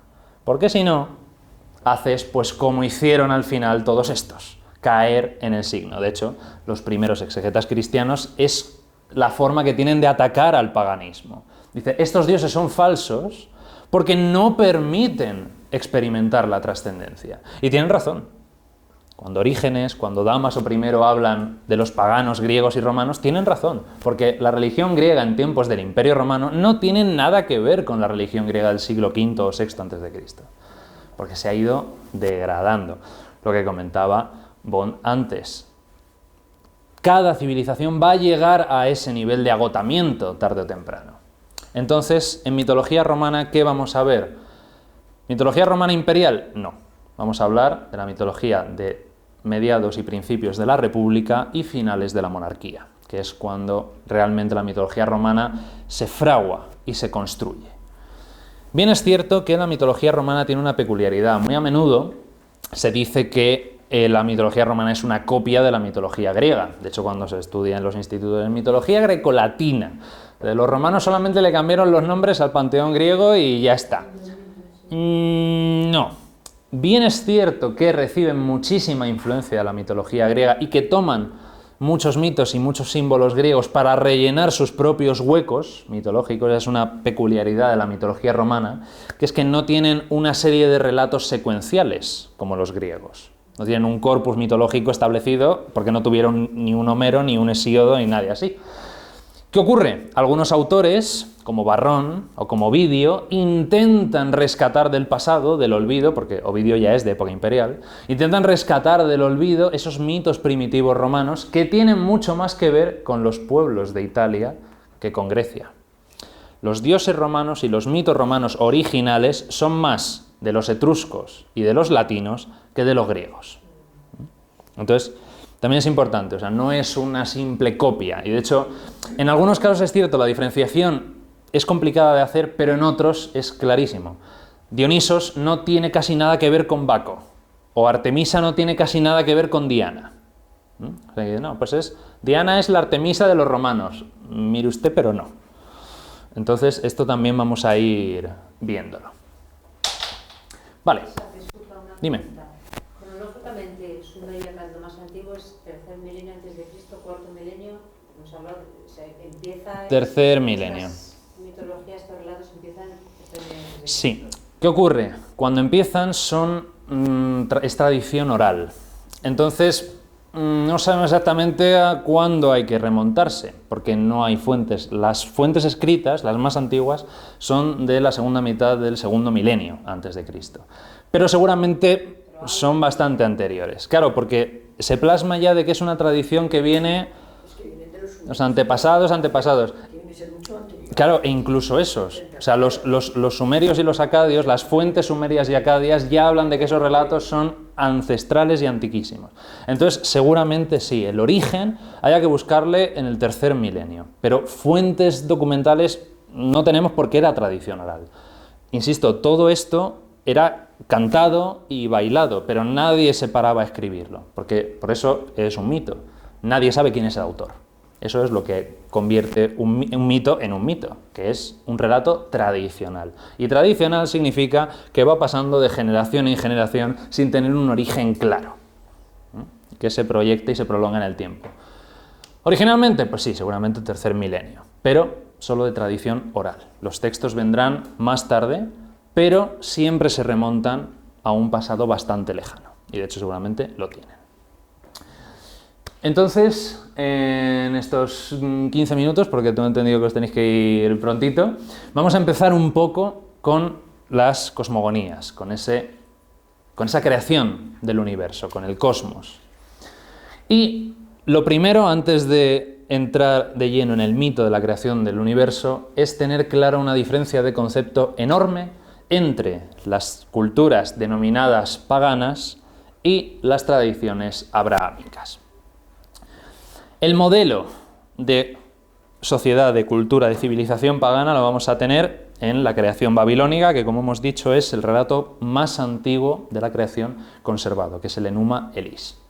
Enuma Elis es, en babilónico, literalmente, cuando en lo alto. Todos estos poemas, todos estos textos, el nombre que se les da es la primera frase. Y empieza diciendo, cuando en lo alto los cielos no habían sido nombrados, ni abajo el nombre de la tierra se había pronunciado, existía ya Apsu, el primordial, el creador, su procreador. Por lo tanto, hablamos ya de una entidad divina. Apsu va a ser el dios representante de las aguas dulces. También la creadora Tiamat, la paridora de todos ellos. Tiamat va a ser el principio femenino de la creación, representante de las aguas saladas, y veis que dice la paridora de todos ellos. De momento, solamente ha mencionado a Apsu y a Tiamat, por lo tanto, nosotros nos preguntamos ¿quiénes son todos ellos? Claro, damos por sentado que van a ser los dioses. ¿Cuál es el problema? Que esto es, como hemos dicho, babilónico. Es muy posterior a otras civilizaciones mesopotámicas que ya tienen una mitología. Esto existe porque Asurbanipal decide en su biblioteca de Nínive recopilar relatos, poemas, historias, leyendas para seguir una categorización de toda una tradición religiosa y cultural de su pueblo. Pero cuando esto se escribe, la paridora de todos ellos, Asurbanipal ya sabe quiénes son todos ellos, porque está familiarizado con la mitología. Esto lo vamos a encontrar muy a menudo. Nosotros, cuando leemos los textos, tenemos que dar muchas cosas por supuestas, porque se escribe pensando en gente que ya sabe lo que hay. Ya me manejo yo, ya sé que hay muchos dioses, ya sé que tal, pero claro, nosotros nos lo encontramos de nuevas y no lo entendemos. Entonces, en muchas mitologías los textos van a dar muchas cosas por sabidas, por lo que hemos hablado. Viene de una tradición oral que todo el mundo domina. Pero claro, esto para los historiadores es un desastre, porque lo oral es lo que tiene, que no hay constancia arqueológica. Paridora de todos ellos, Tiamat va a ser la madre de los dioses, la gran diosa madre. Cuando mezclaron sus aguas, son dos principios acuosos, el dulce y el salado, no estaban juntos los pastos, no se extendían los cañaverales. Qué bueno que esto, dedicado a una persona que vive en los campos de Mesopotamia, ¿a qué está acostumbrado? A los pastos y a los cañaverales. Es decir, todo esto que ves no existía. Y solamente estaban estos dos mezclando las aguas. ¿Cuál es el punto distintivo de toda la tradición mitológica denominada pagana? Esto, el cuándo. ¿Por qué? Porque es una concepción de la historia circular. Mircea Eliade tiene un libro sobre esto, muy cortito, que se titula El eterno retorno, en el que habla precisamente de la concepción de la historia que tenían los pueblos tradicionales, en la cual era esto. ¿Cuándo sucede esto? En un punto cualquiera de un círculo. Es más, Eliade dice que para las sociedades antiguas la historia no existe, porque todo lo que se hace, todo lo que se vive, todo lo que se experimenta en la vida de una persona no es sino una actualización de un acontecimiento que ya ha ocurrido en el pasado y que ocurrirá en el futuro. Es curioso porque a día de hoy en Oriente esta concepción del mundo permanece. Ciclo, el río del Dharma, que lo llaman. Es un cuando, un punto cualquiera en un círculo. ¿Cuál es el salto teológico enorme que hace el pueblo judío? Creación hebrea. En el principio creó Dios los cielos y la tierra. La tierra estaba desordenada y vacía y las tinieblas estaban sobre la faz del abismo y el Espíritu de Dios se movía sobre la faz de las aguas. Otra vez, la idea del agua como principio elemental y básico de ese mundo primordial que está por crearse. Pero la diferencia está en el principio. Ya no es un cuándo. Ya no hay una concepción cíclica de la historia, sino que hay una concepción no solo lineal, es decir, que tiene un principio y un fin, sino que además es ascendente. El final va a ser la culminación de la historia. ¿Cuál es el final abrahámico? La venida del Mesías. El reino de Dios en la tierra. Es decir, la historia tiene un propósito. Esa es la palabra clave. Y como digo, es un salto teológico inmenso y que va a condicionar enormemente incluso nuestro modo de ver las cosas. ¿Cómo estudiamos historia? Línea cronológica, Aquí ocurrió esto, aquí esto, aquí esto, aquí esto, aquí esto. Eso lo ve un griego, un romano, un egipcio, un babilónico y le da un jamacudo y dice, ustedes están locos, porque no ven que esto que ha ocurrido aquí es igual que esto que ocurrió aquí y que esto es igual a esto. Entonces hagan el favor de curvarme aquí la línea y crear un círculo. En cambio, la tradición abrahámica dice no. En el principio, ¡pum!, ponemos un punto de inicio y va a haber un punto final. Claro, a nivel mítico, la historia tiene que ser ascendente perfecta. Es decir, partiendo de la nada, vamos a ir subiendo poco a poco, es decir, desarrollando, es decir, evolucionando, hasta alcanzar el punto culminante. Cada vez va a ser mejor. Que le pregunten al pueblo judío si su historia ha sido así, o si más bien ha sido así. Pero siempre se vive con una expectativa de que la historia tiene un objetivo, tiene un propósito.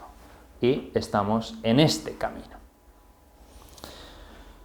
Cambio radical de mentalidad. Aquí lo tenéis. Esa idea del punto de Estos la son nada, los sumerios, ¿no? Sí, estos son el poema babilónico, sí. Dime, el punto y la raya. esa idea del mundo de la nada, la creación y el mundo de la nada, claro, tiene luego su problema. Si Dios ocupaba todo, tiene que como que contraerse Sí. para permitir esa existencia del mundo, que es lo que luego decía Hawkins. Bueno, pero a partir de ese momento ya todo Claro. se explica científicamente. Ahora, ese momento... Efectivamente, el tiempo ¿cómo cero. claro, que ese tiempo que es 10, los científicos dicen lo ha dado menos 47, que a mí se me escapa eso lo que es, pero yo no entiendo nada. Eso Pero es. bueno, que te quiero decir que claro, ese tiene ese problema, ¿cómo lo explicas? Los otros no. Absoluto. Los otros ya parten de la creación de algo que ya existía, las aguas, la tal, pero no te explican nada más, pues no les interesa. Claro. Tienen esa cosa circular y les da igual. Efectivamente. Es mucho más polémica, claro. Sí. De hecho, había una novela muy graciosa de un personaje que va a la universidad precisamente buscando un poco de respuesta de cómo conciliar la religión y la ciencia, ¿no? Y entonces dice que se encuentra en la puerta del departamento de astronomía, dice, aquí se estudia la ecuación tiempo es mayor que cero. Para los interesados en tiempo es igual o menor a cero, visitar el departamento de teología. Claro, entonces digo, qué buena manera, ¿no?, de plantear el dilema, efectivamente. O sea, la mayor parte de las tradiciones parten de esa base, de que hay un principio, un X, un generador, un caos, un océano, lo que sea, a partir del cual nace todo lo demás. En este caso, a pesar de que se ve esta influencia de los pueblos de Oriente Próximo, con la idea del agua, siempre hay un... Cuidado, en principio Dios, ¿y Dios qué? ¿Dónde? ¿Cómo? ¿De qué manera? Y los científicos además no le hacen muy bien, no se meten en eso. Claro. No, yo parto ¿Para qué? desde ese punto ya lo doy por hecho y luego ya... Claro, y luego ya todo... Eso está cambiando hoy. Está cambiando. Veremos a dónde nos lleva. A dónde nos lleva. Pero claro, o sea, Nunca entran en ese punto. eso es un Tengo poco- la física cuántica, que, repito, no la Sí. no la hemos tenido esto con él. Sí, Pero sí. da igual. Llega un momento que se dice elevado a la menos 47, que a mí se me pone la carne de gallina. Sí. Qué horror, ¿qué es eso? Sí, es que sí, no hay sí. ni un suspiro. Esa parte entra la nombra nunca. Y a partir de ahí todo muy científico. Sí. Además te lo explican y es verdad. Sí, sí, sí, En ese punto, clarísimo. claro, ese es el problema. Vaya usted al autodepartamento. Me hizo mucha gracia esto, ¿no? De no, pues vaya usted a hablar con quien tenga que hablar. Claro, estas son las tablillas babilónicas donde está contenido el Enuma Elis. Como veis, hay muchas partes del texto que se han perdido. Hay otras que, por otros relatos parecidos de la creación, se pueden más o menos suponer lo que había en esa parte del texto, pero más o menos están fechadas en torno al 1125-1103 a.C. Esas tablillas, ¿no? Sabemos, por supuesto, que se pusieron por escrito antes y, por supuesto, que el relato es mucho más antiguo. El Enuma Elis, perdona, es el relato mitológico de Babilonia. Sí, el que acabamos de leer, de cuando en lo alto la tierra y el cielo no había sido nombrado, etcétera, etcétera. En la biblioteca de Asurbanipal en Nínive. Las fuentes de los egipcios, lo que hemos mencionado antes un poquito, no tienen ni siquiera esto. Que esto tampoco nos pensemos que es la gran cosa, ¿eh? Lo que pasa es que hemos tenido la suerte de que reyes como Asurbanipal se interesaron por reunir y compilar todo un pasaje mitológico, pero de Babilonia, que es muy posterior a las culturas tradicionales de Mesopotamia. Pero es que en Egipto ni siquiera hubo eso. ¿Por qué?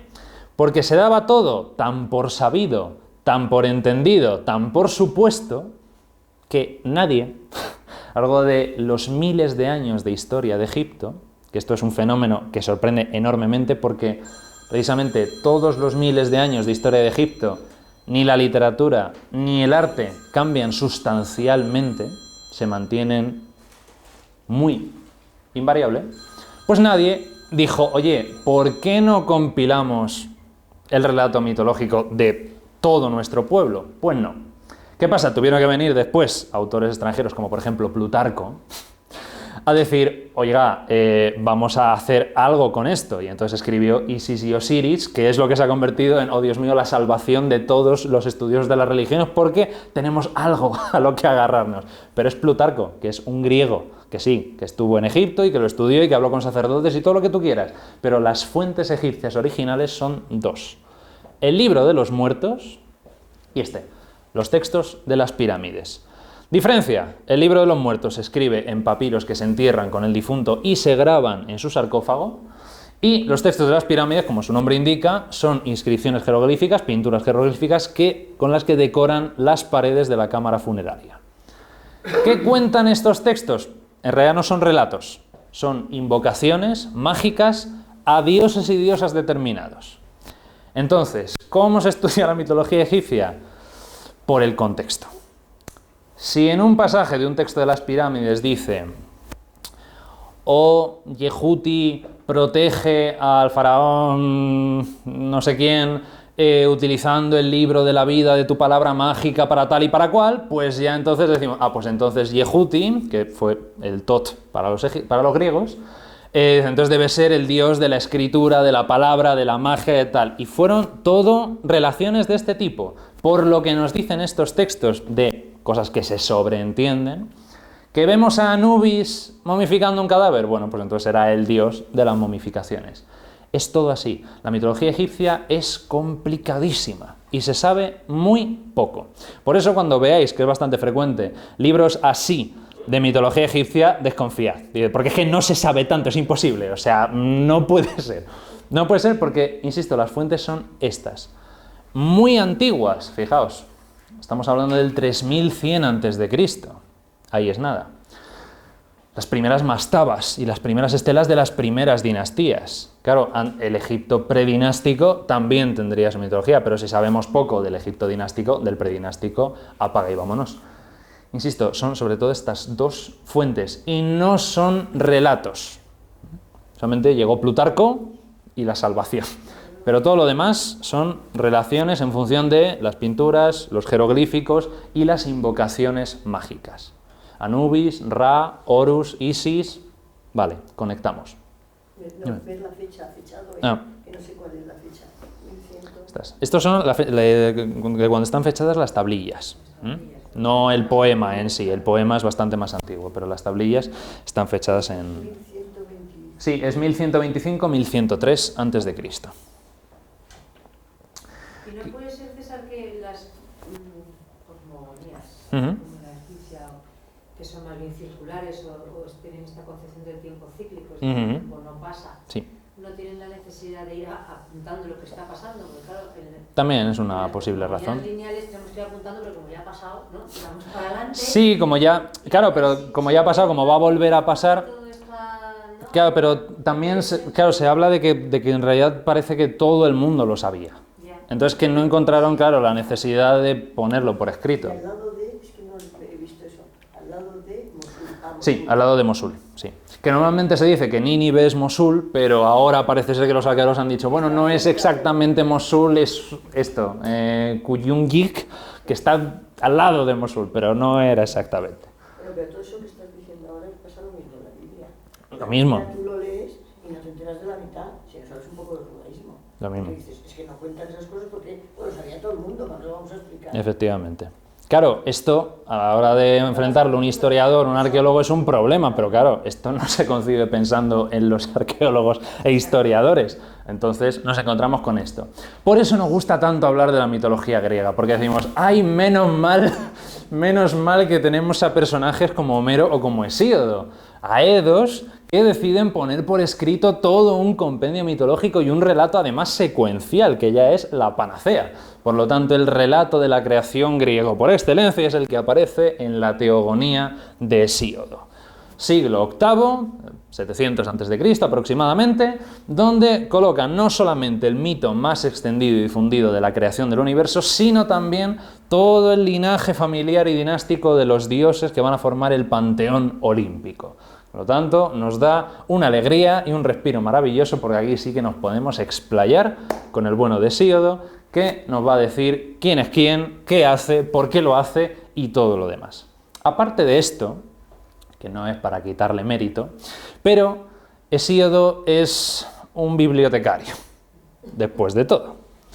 Y en el caso de la mitología, los bibliotecarios no están mal, pero no es la esencia, porque Hesíodo, a pesar de que relata el mito, le falta algo, le falta pasión porque no nos olvidemos de que estamos hablando de relatos, de narraciones. ¿Quién le pone la pasión? Los himnos. Homero, una parte, con la Ilíada y la Odisea, y por otra parte, los himnos. Sobre todo dos tipos, los himnos homéricos y los himnos órficos. Cuidado con esto de los himnos homéricos porque ya desde su época de composición, como veis el más antiguo es efectivamente del siglo VII, tanto está más o menos, puede estar más o menos relacionado con Homero, aunque este está fechado en el siglo VIII, pero hay algunos himnos que están compuestos incluso siglos después de Cristo. Por lo tanto, estos de homéricos tienen poco. ¿Por qué se les llama himnos homéricos? Porque el estilo en el que están redactados es muy similar a la épica homérica. Los himnos son cánticos, son poemas que se cantan a los dioses y que dan mucha más información incluso que la que facilita Hesíodo. Porque estos himnos son los que se cantaban en los rituales. Y ahí es donde conocemos realmente a los dioses. Porque claro, Hesíodo nos dice, bueno, sí, Apolo es el dios del sol, y nos hace, perfecto, una descripción bibliográfica maravillosa de Apolo. Pero cuando te vas al himno homérico sobre Apolo, te da detalles de su personalidad, de su carácter, de por qué se le invoca, de quién le teme, de quién le pide perdón, de quién es su protegido o le pide protección. Es decir, da mucha información sobre ello. Los himnos órficos, por su parte, son los que buscan despertar la fe del que los oye. Además es muy curioso porque también, por supuesto, que se llamen himnos órficos no quiere decir que fuese el famoso poeta y sacerdote Orfeo, que de haber vivido, que es muy dudoso, habría sido en el siglo VI a.C., porque ni Homero ni Hesíodo le mencionan, pero en cambio ya en el siglo V a.C. es ampliamente conocido, y entonces se le atribuye la composición de dos, pero la mayoría de los himnos órficos están compuestos en el siglo II después de Cristo, casi nada. ¿Por qué son tan importantes para analizar la mitología griega? Porque son uno de los últimos ejemplos, si no el último, de lo llamaremos paganismo o mitología griega pura. Porque el problema que hay con las fuentes que se escriben después de Cristo es que es muy difícil saber si no estarán influenciadas por el cristianismo. Esto ocurre muy a menudo, por ejemplo, en los mitos de Mesoamérica y Sudamérica. Nada. Hasta luego. Ocurre, como digo, muy a menudo en los mitos mesoamericanos y sudamericanos cuando se accede a las fuentes, que ya quedan pocas, de los códices, y se dice, esta concepción que tienen de este Dios que crea el universo, ¿realmente los mayas o los mexicas tenían ese Dios que crea el universo o es una interpolación del cristianismo de los colonizadores cristianos? Pues a veces es difícil saberlo. Por eso los himnos órficos son tan valiosos, porque sabemos que son puramente griegos, a pesar de vivir ya en un mundo que se está acercando a la globalización cristiana. Y ya por último, y lo dejamos aquí, en el caso de las fuentes romanas, como hemos mencionado antes, no tienen una serie de relatos secuenciales, por lo tanto no hay una escritura mitológica clara. Son sobre todo estos dos autores, Marco Terencio Varrón por un lado y Publio Ovidio Nasón por el otro, los que van a intentar rescatar en finales de los últimos tiempos de la República y en los primeros del Imperio, van a intentar rescatar los antiguos mitos de los romanos ancestrales cuando la fundación. Pero lo que más se va a conservar son mitos, sobre todo de la fundación de Roma, de los fundadores de Roma, mitos sobre la ciudad, y la mejor fuente para conocer los antiguos dioses y mitos romanos es este libro de Ovidio, Los Fastos. ¿Por qué? Porque es en las fiestas que se celebran en Roma donde quedan esos remanentes de los antiguos rituales ancestrales de los antiguos dioses latinos y etruscos. Y con esto terminamos la clase. Así que si tenéis alguna pregunta o alguna duda o algo. Entonces, vivimos siempre de mitos, porque nuestras creencias son mitos. Total.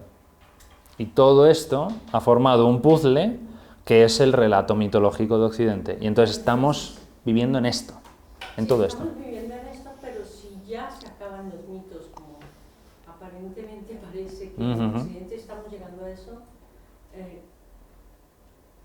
la nada, La nada o la generación de nuevos mitos. nuevos mitos, el nacimiento Una de- construcción de nuevos mitos, que yo me inclino por la idea que en realidad esa creación de nuevo mito no va a surgir totalmente de cero, sino que se va a intentar rescatar de aquí lo que sea posible, para que dé pie, que forme la base, los pilares, para un nuevo sistema mitológico que dé respuesta a todo lo que surge de dentro del alma humana.